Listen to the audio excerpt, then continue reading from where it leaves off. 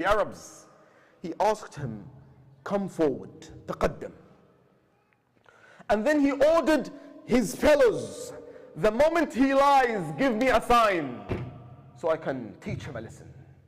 Abu Sufyan says, Wallahi inni la'a'lam law kadhabt lama afshaw anni. I know, even if I lied, my friends will not say a word, will not give him any sign. ولكني خشيت أن تقول العرب عني ما تقول. But I was afraid the Arabs would catch me lying. And the moment he asked him about this man, ما تقول فيه؟ لا نقول فيه إلا أنه خيرنا وابن خيرنا وما علمنا عنه كذبا. We can say nothing about him except that he is the best, the son of the best. And we have never caught him lying. The first thing that you build is a reputation. That reputation would ease the process. That when you reach to your customers, to your clients, it's a trusted word that comes out of your mouth. This is why a word of a mouth, brothers, we had burger last night. What was the name of the restaurant? Was that Jiroki? Gyro King. Allah, Allah, Allah, Allah. Texas started competing with Calgary with the restaurants. MashaAllah, such a delicious burger. However, if that restaurant made $1 billion, they brought the greatest celebrities and ate in the restaurant, making videos, Instagram, Snapchats, TikTok videos. But then I came to you and I told you, brothers, listen out. We just had dinner yesterday and I had poisoned food. I stayed for the whole night in the hospital. Not just that. And there are 4 brothers from the masjid. We ate together, we ended in the hospital. Would you ever go to that restaurant? No. You would never go there. Even though they made millions of dollars of ads. But the word of a mouth was much stronger than all of the reputation that they made. And the word of a mouth that spreaded in Mecca about Rasulullah sallallahu alayhi wa sallam gave him that strength of a word. This is why the famous incident when he stood on the mountain of As-Safa and he said, Ya Ahla Makkah, Ya Ahla Makkah. And he started calling them by tribes. Ya Bani Khuzaymah, Ya Bani Uday, Ya Bani Taym. All of them gathered. What is Muhammad calling for? And then he said, أما إني لو أخبرتكم أن جيشا من وراء هذا الجبل يأتي فيغزوكم أو كنتم مصدقين. If I told you, and that's a science fiction to them for someone to attack Mecca. It doesn't happen. It happened once in the history by Abraha and it didn't happen again. But if there's an army behind this mountain attacking us, would you believe me? قالوا نعم ما علمنا عنك كذبا قط. We never caught you lying. Of course we will. فإني نذير لكم بين يدي عذاب شديد. This is probably the most brilliant marketing strategy that Rasulullah has. He used the most valuable card that he has, his reputation. And believe you me, wallahi, if Abu Lahab did not interrupt it, the whole village of Quraysh would turn to Muslims on that day. But Abu Lahab, yeah, Abu Lahab, I would assume if Abu Lahab was in the times of today, he would have millions of followers on Instagram and Facebook. Wallahi, I'm not joking. This man is a social media creator, is a social media intelligent. And this is why, when we dive deep in Surah Al-Masad, and Allah responds to him by name, Tabbat yada Abi Lahabin wa tab. Just because he said, Tabban laka ya Muhammad, alihadha jama'tana. He destroyed it. He ruined it. And the response didn't come from Rasulullah. It came right from the sky. Right from Allah himself. Tabbat yada Abi Lahabin wa tab. A man who ruined the reputation of Rasulullah sallallahu alayhi wa sallam. A man who used social media to buzz the fitna. Who used the power of all the channels that he has to ruin the reputation of Rasulullah. And even the seasons of Hajj, he would go behind them and say, Ana inni a'lamukum bih, ana ammo. I'm his uncle. No one knows him better than me. إنه كذاب, majnoon, kahin, sahir. He would give him all the labels. And Rasulullah tells him, Ya Am, look at the adab, Ya Am, خلي بيني وبين الناس. Just leave me alone. But no, he couldn't. Nevertheless, we'll talk about him later.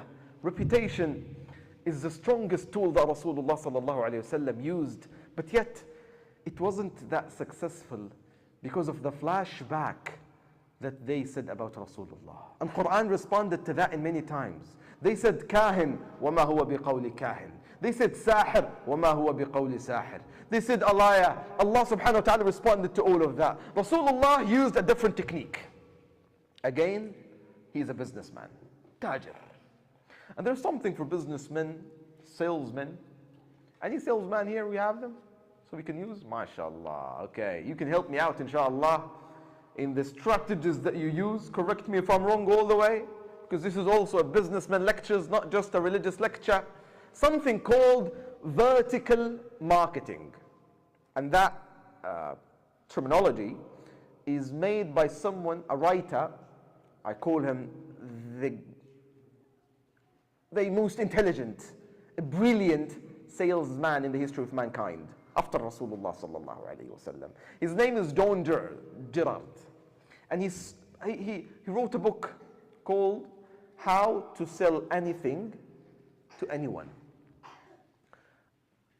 I just started reading 3 pages of that book. I didn't realize that by 3 days I ended the whole book. And believe it or not, this book is talking about 2 things mainly. The first one is building emotional relationship with your customers. And second one, turning your own customers, your own clients, into salesmen, workers who work for you. This is why this man claims, according to his own numbers and statistics, he used to sell 10 to 15 cars every single day. That's insane. That's unbelievable. I wouldn't believe it, actually, until he shows me the numbers and statistics and the sheets that prove it. 10 to 15 cars. But when you read the strategies, you would believe it. He would not let a customer leave his door without making him work for him, without building an emotional connection with him, that he would work for him, he would spread the word, he would be a salesman for him. And Rasulullah used to do that brilliantly. The first man he approached, Abu Bakr as-Siddiq radiyallahu anhu. Abu Bakr, as we mentioned last Friday, how many people believed in his hand? On the first day, many people accepted Islam in the hands of Abu Bakr. On the first day, how many people came on the hand of Abu Bakr? 6 people. AbdulRahman, Uthman, Talha, Zubayr, Sa'id. The first day, Abu Bakr was a client for Rasulullah sallallahu alayhi wasallam, but he turned him into another messenger. That became 2 messengers in Mecca. And then Sa'd ibn Abi Waqqas was sent back to his family. He delivered the da'wah to his brother Umayr wa Utbah and his mother. Umayr accepted Islam, Utbah and his mother rejected Islam. Umayr came with Rasulullah sallallahu alayhi wasallam. Bilal accepted Islam, went to his 2 best friends, Khattab ibn al-Ard and Wahshi. Wahshi rejected it, he's not interested. Khattab ibn al-Ard believed in it. Ammar ibn Yasir. Ammar went back to his family, his mother, Yasir and Sumayya and his sister. He brought the whole family and came back. Zayd ibn al-Khattab believed, he wanted to go back to Umar.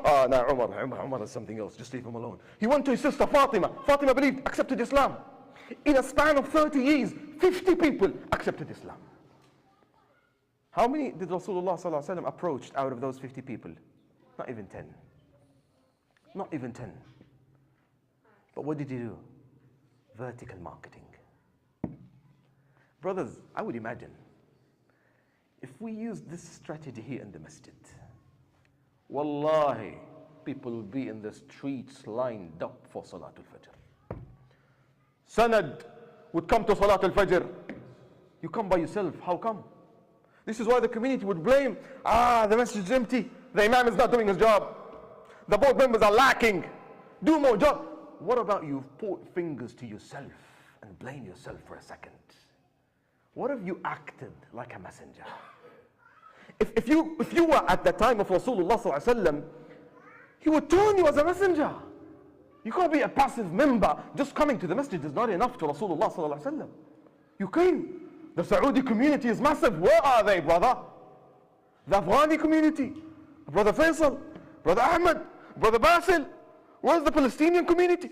If everyone would be held accountable and you make it a homework, an assignment, with every prayer you drag at least 2 or 3 people of your own community, of your own closer friends, whom you can pick up the phone. Yo, I'm coming to Fajr prayer. Get ready. Done. Imagine that. Imagine the 1 becomes a 3.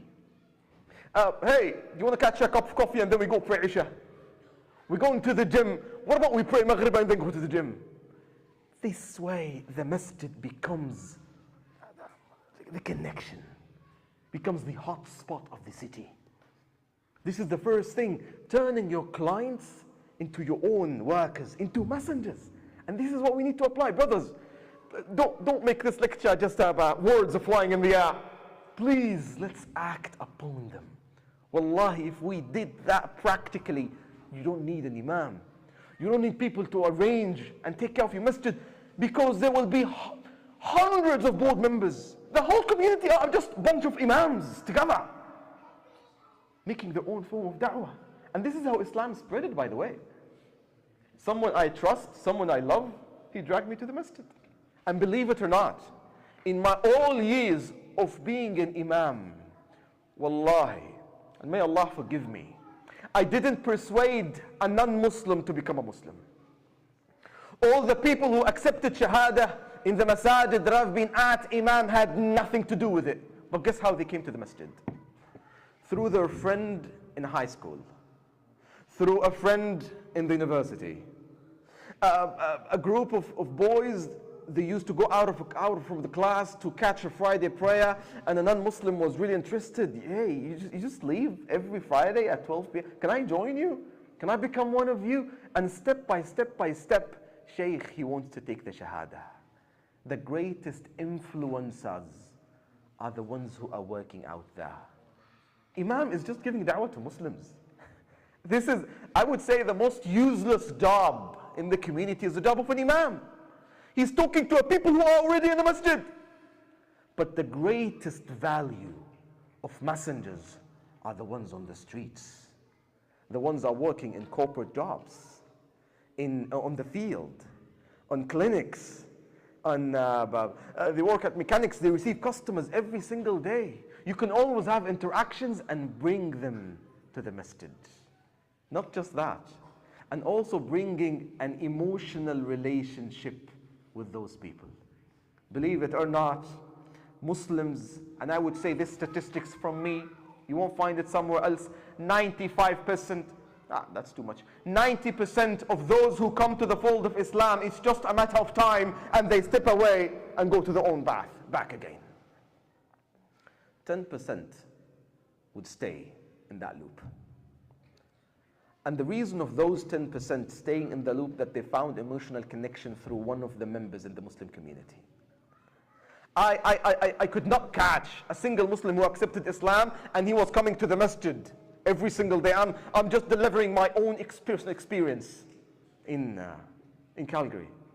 Except one man called Matthew, and I met him last October.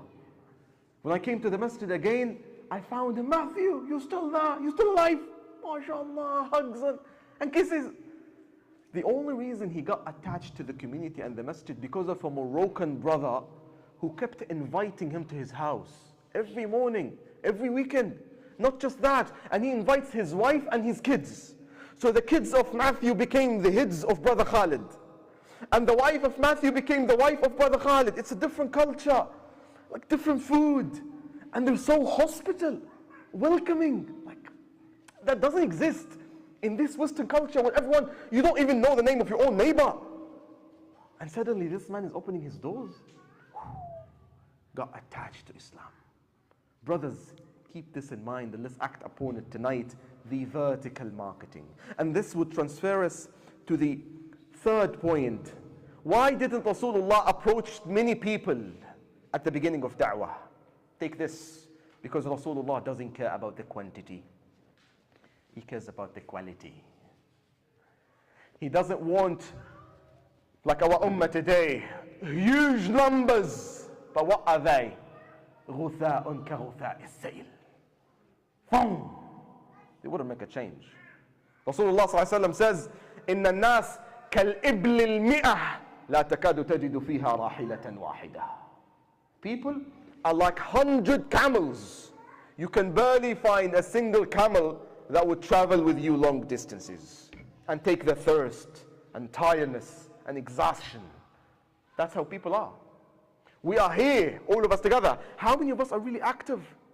How many of us can travel long distances? Listen, if you were at the time of Rasulullah sallallahu alaihi wasallam, would Rasulullah even care about you coming to Islam? That's a question.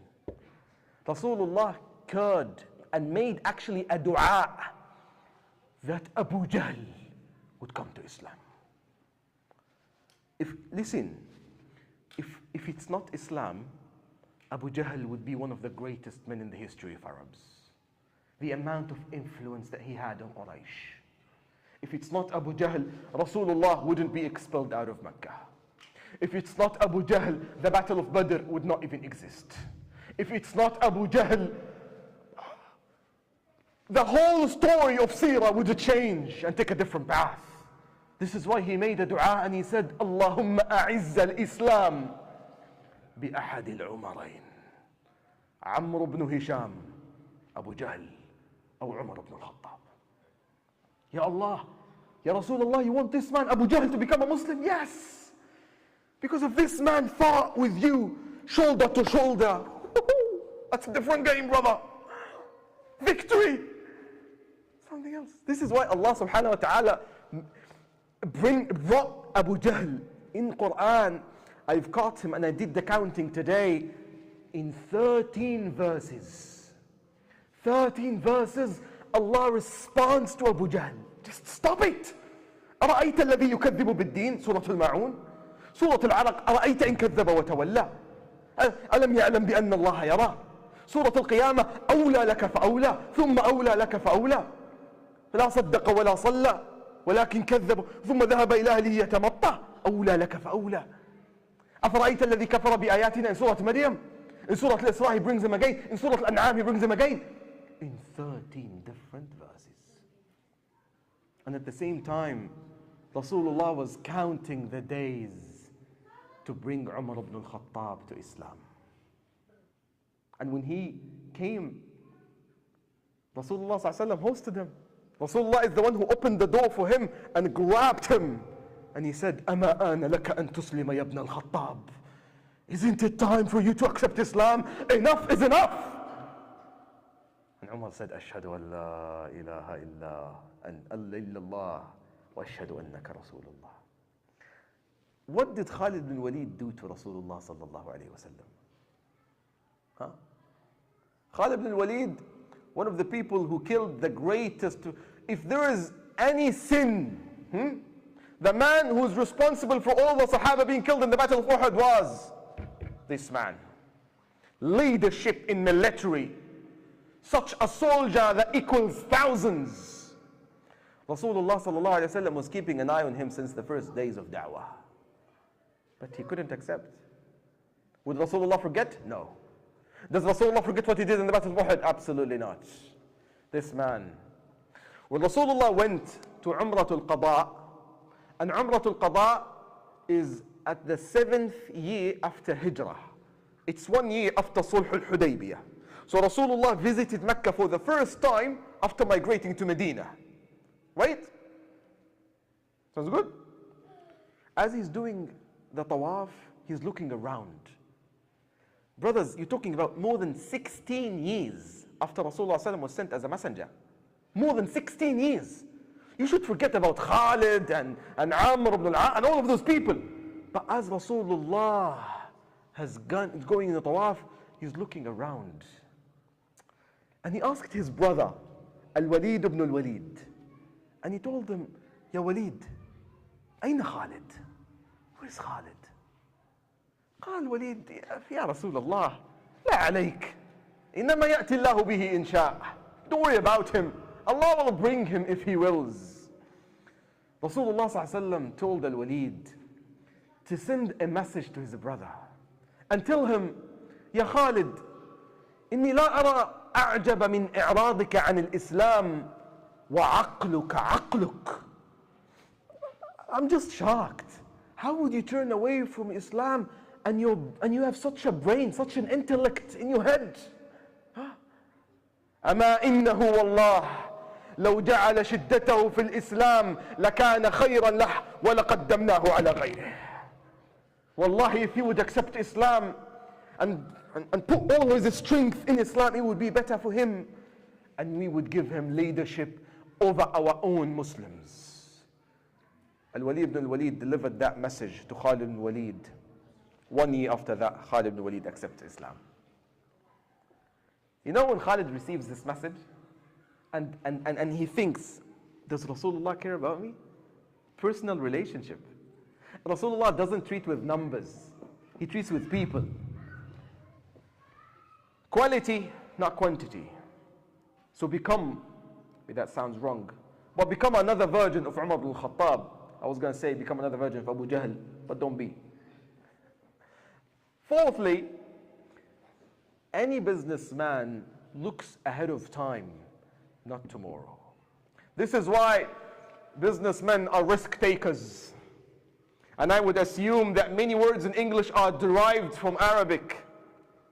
Coffee from qahwa, camera from qumrah, risk from rizq. Because those who are risk takers are the ones who get the flesh of the rizq at the end of the day. And Rasulullah made it explicitly. تسعة أعشار رزق أمتي وفي التجارة. 9 out of 10 of the rizq of my ummah in tijara. They are risk takers. They are ready to take huge steps, big steps, just looking 10 and 20 years ahead. And the vision of Rasulullah sallallahu alayhi wasallam was very clear when he migrated to Al-Madinah and Suraqah ibn Malik came behind him. And he said, Ya Muhammad, Sallim, Allah, submit yourself. Rasulullah sallallahu alayhi wa sallam made a dua and he said, Allahumma kfinihi bima shi'at. His horse dived, got drowned in the sands. فقال أطلقني يا Muhammad, just set me free, I'll let you go. Rasulullah sallallahu alayhi wa sallam made a dua to set him free, and Allah has set his horse free. He ran after Rasulullah again. He said, Allahumma kfinihi bima shi'at. His horse was stuck again. قال أطلقني يا محمد. Rasulullah wanted to end this and he said, يا سراقة ما بالك وأنت تلبس سوار كسرى وقيصر. Suraqah couldn't believe his eyes. And he said, Kisra ibn Hurmuz, you will be wearing the golds of Kisra one day if you just turn away and let us go. Or if you would accept Islam. He couldn't believe, and he says, Kisra, the son of Hurmuz, the one that we know. قال نعم. And he took the promise of Rasulullah sallallahu alayhi wa sallam. And it was applied and came to reality at the times of Umar ibn al-Khattab radiyallahu anhu. And when they conquered the Roman Empire and the Persian, Umar made sure to call Suraqah to come and wear the gold to fulfill the words of Rasulullah sallallahu alayhi wa sallam. The vision that was very clear when they were digging the trench of Al-Khandaq, and Sahaba were too starving that they were tying rocks around their stomach. They're starving, they're dying. And Rasulullah with a hammer breaking the rocks and says, Futihat Kisra, Futihat Qaysar. The Persian and the Roman Empire is conquered. Rasulullah, you can't even feed yourself. Ya Rasulullah, the Sahaba is hungry or dying. You're afraid that a bunch of Arabs will come and conquer you, and you're telling me about Persian and Roman Empire. Vision. Vision. Just like the vision that the people of this community have. The vision to build a huge masjid. Even though you might think for a second that our community is not that big. Someone told me a statistics. I trust the person. It's an authentic narration. That this community, talking just about the north side of San Antonio, we're talking about 2,000 people. I don't believe that. Speaking numbers, brothers. Putting the math together, it's not 2,000. But if the 10 or 15 people who are active worked themselves out, worked on those, will bring from the ash 2,000 people. Maybe we don't have the numbers today, but very soon tomorrow, Islam will spread and we will have a way more than 2,000. Vision. Vision in 20 and 30 years that would allow the coming generation to be grateful for you. And always those who come first and puts the seeds are the ones who get the flesh of the ajr. The vision. The vision that Rasulullah sallallahu alayhi wa sallam had in the truce of Hudaybiyah, when he signed a contract of not approaching or accepting any Muslims who come from Mecca to Medina. And anyone who turned away from Islam, from Medina to Mecca, is accepted.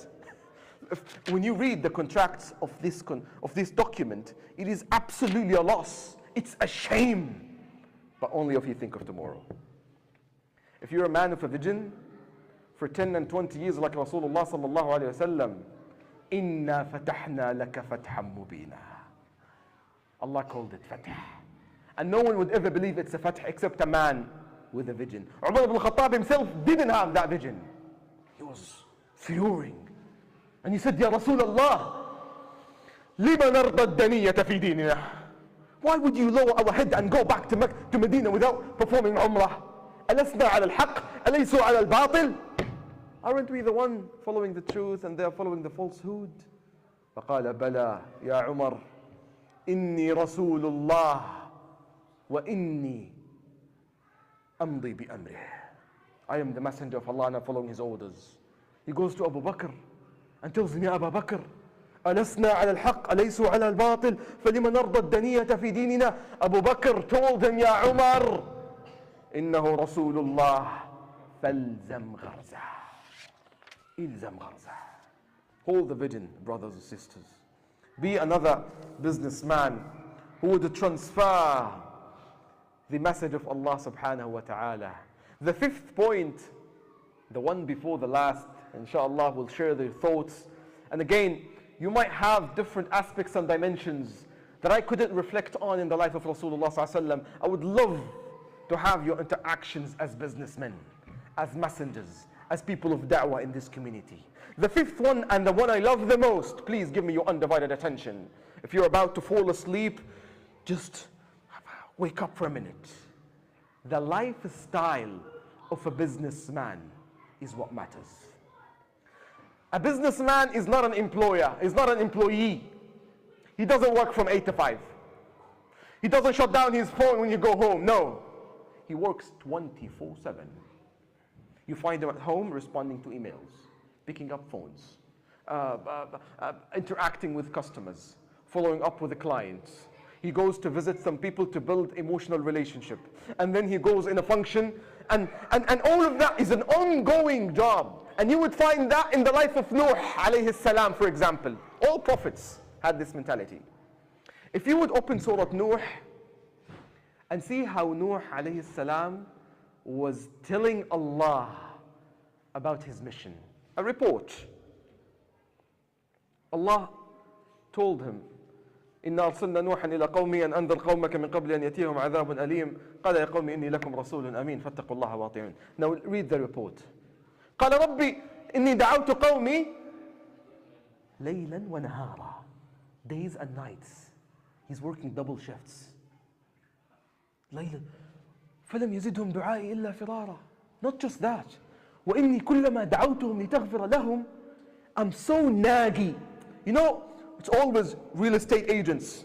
Please forgive me, Brother Basil. They follow up with you every single day. This is how he brought me here. MashaAllah, tabarakallah. Days and nights. Messages, calls. Allahumma barik. May Allah use you for the sake. A businessman. I'm another messenger. Ya akhi, they keep bugging you every day. Hey, are you still interested? Hey, I have another offer for you. Listen, I know why you're shaking. I know why you're doubting. Let me solve it for you. This was exactly Nuh alayhi salam. He would come to him to the point, إِنِّي كُلَّمَا دَعَوْتُهُمْ لِتَغْفِرَ جَعَلُوا أَصَابِعَهُمْ. We don't want to listen, just khalas, enough. Not just, would he give up here? No. He started using some facial skills, his hands and his face, to the point that they covered their faces. استغشوا ثيابهم. Why would you cover your face unless you're seeing it, you're receiving it? استغشوا وأصروا واستكبروا استكبارا.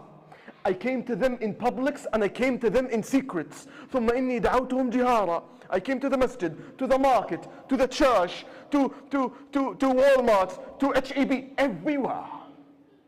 And some of them were shy, so I went to them in secrets, in their own homes. وَأَسْرَرْتُ لَهُمْ إِسْرَارًا. And all of that didn't work. Full time. Take the example of Yusuf alayhi salam. Ya akhi, his story is astonishing. When Yusuf entered the prison, and now he is a messenger, 2 young boys entered the prison with him. دخل معه السجن فتيان. And they saw a dream, as we all know the story. قال أحدهما إني أراني أعصر خمرا وقال الآخر إني أراني أحمل فوق رأسي خبزا تأكل الطير منه نبئنا بتأويله إنا نراك من المحسنين. I saw myself that I'm pouring some wine for my master. The other one, I saw the birds eating bread from my head. Please give us the interpretation. Now what did they ask for? They asked for interpretation of the dream. Yusuf alayhi salam started saying, يا صاحبي السجن لا يأتيكما طعام ترزقانه إلا نبأتكما بتأويله. Whatever food comes from the door, I will tell you before it comes where it is. إلا نبأتكما بتأويله قبل أن يأتيكما ذلكم مما علمني ربي إني تركت ملة قوم لا يؤمنون بالله وهم بالآخرة هم كافرون. I've just left and abandoned the religion of people who worship another God with Allah and they deny the hereafter. Brother, we didn't ask you about your religion. We asked you about the dream.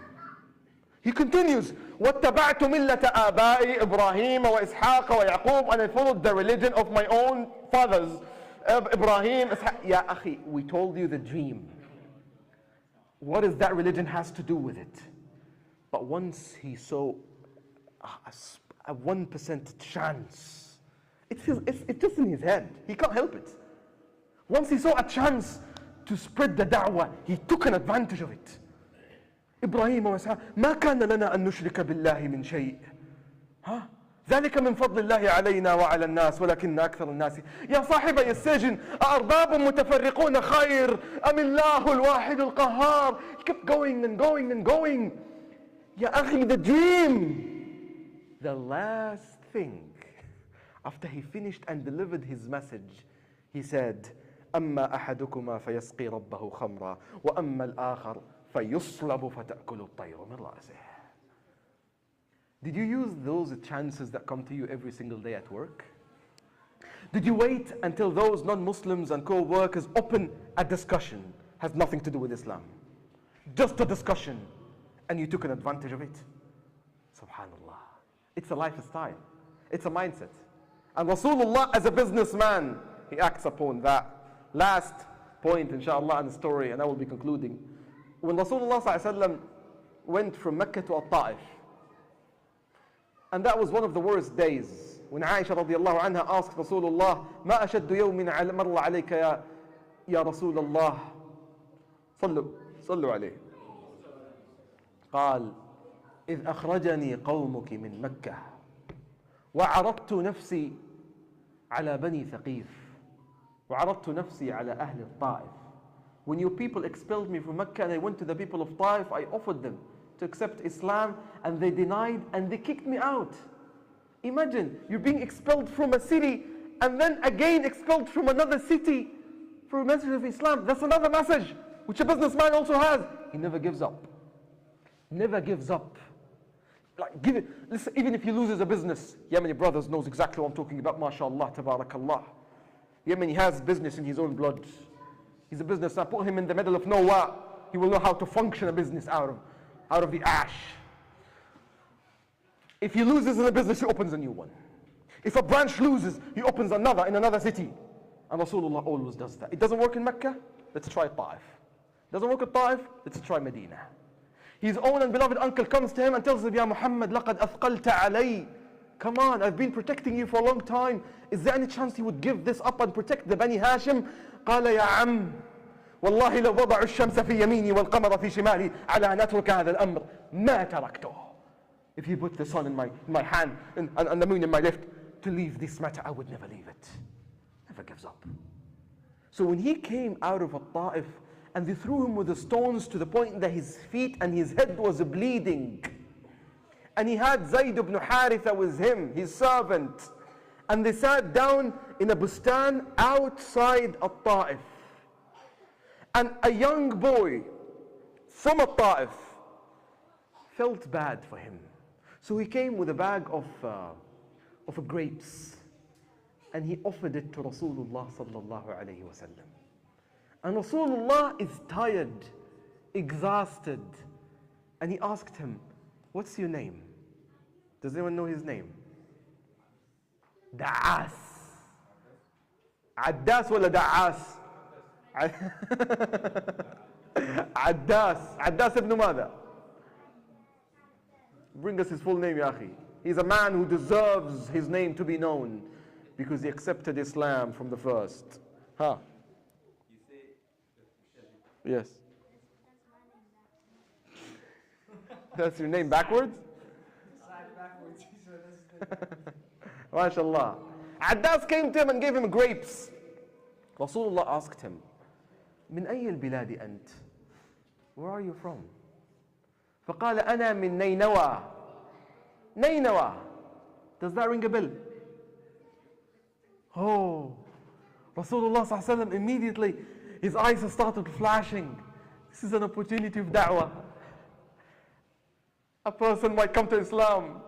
He said, من أرض النبي الصالح والرجل الصالح. It is the land of the righteous prophet and the righteous man, Yunus. قال أو تعرف يونس? Brothers, every single prophet of the ones whom we know, Allah destroyed their villages. The people disbelieved except one single prophet, Yunus alayhi salam. All of them. It dragged them from Nuh all the way to Isa. Except Yunus. They all believed and accepted the message of Yunus. قال أو تعرف يونس؟ قال نعم. بلد العم الصالح والرجل الصالح وإني والله جئت بالذي أرسل به وإني خاتم النبيين. I'm continuing the message of Yunus and I am the last prophet and messenger. Addas, أشهد أن لا إله إلا الله وأنك رسول الله. Can we become another version of Rasulullah sallallahu alayhi wa sallam? Can we act with these mindsets of him?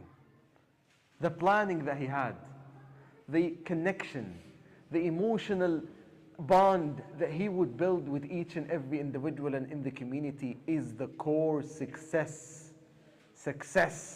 of this ummah. And this is why Allah subhanahu wa ta'ala called it to be كنتم خير أمة أخرجت للناس. Last but not least, all these reflections are derived from a book called The Change from the Inside by a beautiful historian man or a doctor called Muhammad Abdu. He's a teacher back in Saudi, and he listed more than 30 skills of the businessman and the messenger, Rasulullah sallallahu alayhi wa sallam. I ask Allah subhanahu wa ta'ala to give us the benefit out of his seerah and grant us the tawfiq to act upon what we hear and what we listen, that we become messengers on earth, businessmen who would utilize the skills and function it in a way that spreads the deen and pleases Allah subhanahu wa ta'ala. جزاكم الله خيرا. بارك الله لي ولكم وصلى الله وسلم على نبينا محمد وعلى آله وصحبه أجمعين. I would love to hear your insights, your questions. If none, inshallah, we'll see all of you at Salatul Fajr, inshallah. Yes, تفضل يا أخي.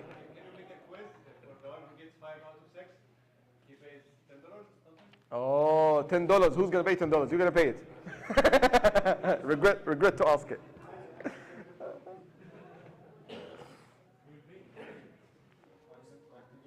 Ah. صح, wallahi, that's a beautiful one, ya. Jazakallah khair, because people tend to forget. And mashallah, we love to listen, but we never love to write. Can anyone repeat the 5? The 5 businessman qualities of Muhammad sallallahu alayhi wasallam. Okay. Please be our guest. He spread Islam. He is? Spread Islam. Takbir. Jameel. Beautiful. Jazakallah khair. Reputation. Jazakallah khair. That's the first and the most important one.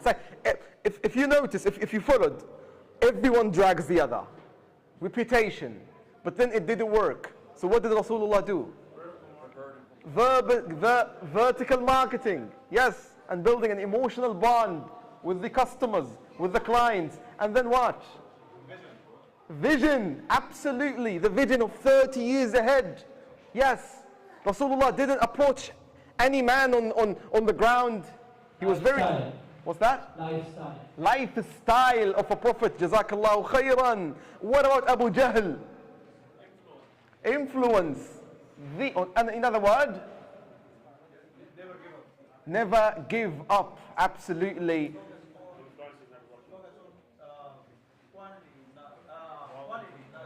Quality, not a quantity. Yes. And another, تفضل. أحسنت. جزاك الله خير يا أخي. اللهم بارك. والله العظيم, I'm so delighted. May Allah give us the tawfiq to act upon those. Wallahi, those are core successes of any community. Yes, he deserves it. Yes. Yes, حبيبي, تفضل. What's that? Trustworthiness. Absolutely. Become trustworthy and honorable and noble in your words, and the planning of Rasulullah sallallahu alaihi wasallam, how he planned the trip. And interestingly, this is something I read and I just remembered, how to build a need. A need. When you go and approach someone outside, you cannot just tell him, well, we worship one God and we pray 5 times a day and we fast the month of Ramadan, and you know, it's really interesting. Just keep it to yourself. I don't want to spend 5 times. At least every prayer is what, 15 minutes? 15 multiplied by 5. You're talking about 1 hour at least praying. I'm good with Sundays 10 a.m. That's good enough for me. They don't need that. But guess what people are looking for outside? They're looking for purpose in life. They're looking for peace. There is a hole, wallahi, in the hearts can never be filled with anything but Islam. You make sure to fill that hole. And Rasulullah ﷺ made sure with the Islam, the message, it's interesting, maybe you can speak about it more inshallah in the coming days, that Islam didn't come with fara'id in the first 10 years. Aisha radiallahu anha says, ما نزل علينا شيء من الفرائض أول الإسلام. فصلاة and صيام and hijab, all of that didn't come at the beginning of Islam. إنما نزل علينا القصار والمفصل. القصار جزء عامة. المفصل قاف, الحاقة, القلم, المعارج, الإنسان. Okay, open those surahs. What would you find there? You would find Allah speaking about final destination, about death, about hellfire, about paradise, about al-haqatu mal-haqa, wa ma adraka mal-haqa, about Hamim, Tanzilu min ar-Rahman ar-Rahim. Those words shut the mouth of Utbah ibn Rabi'ah. والطور وكتاب مسطور في رق منشور. Jubair ibn Mut'am heard them, accepts Islam. طه ما أنزلنا عليك القرآن لتشقى إلا تذكرة لمن يخشى. Rings the hearts of Umar, accepts Islam. Always look for the need into other people's hearts. Yes. Talking about the need, I think Surah Yusuf, they say when they went to the searches, they say, Inna naradna al-muhsinin. نعم.